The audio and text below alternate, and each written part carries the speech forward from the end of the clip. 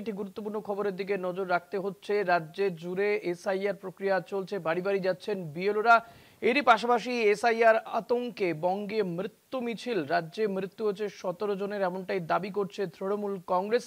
SIR আতঙ্কে বঙ্গে মৃত্যু মিছিল, দাবি তৃণমূল কংগ্রেস। এখনো পর্যন্ত রাজ্যে 17 জনের মৃত্যু হয়েছে বলে দাবি করছে তৃণমূল কংগ্রেস।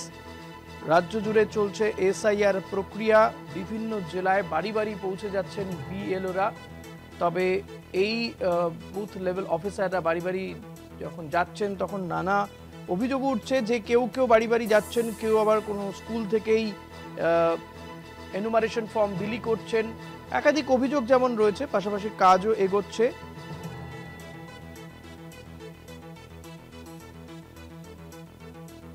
এসআইআর আতঙ্কে বঙ্গে মৃত্যু মিছিল, রাজ্যে মৃত্যু 17,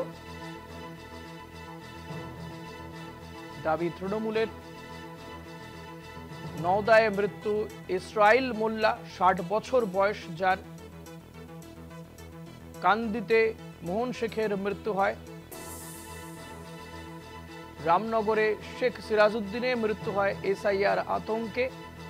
এরই পাশাপাশি জামালপুরে মৃত্যু হয় বিমল সাঁতরার, 51 বছর বয়সী বিমল সাঁতরা, জামালপুরের বাসিন্দা।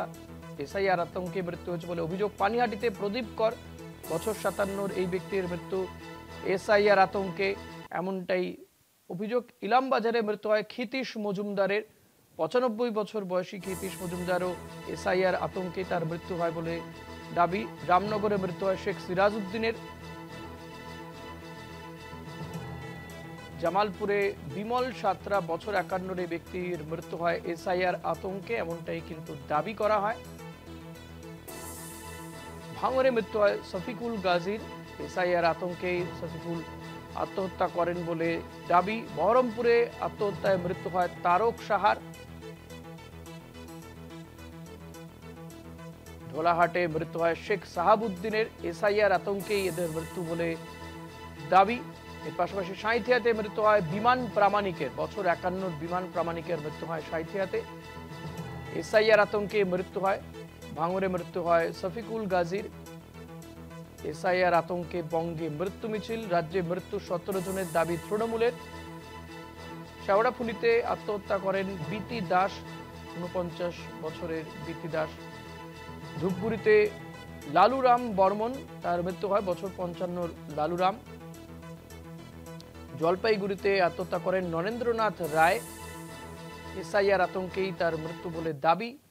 ধনেখালিতে মৃত্যু হয় আশা সোরেনের, বছর 27 আশা সোরেন।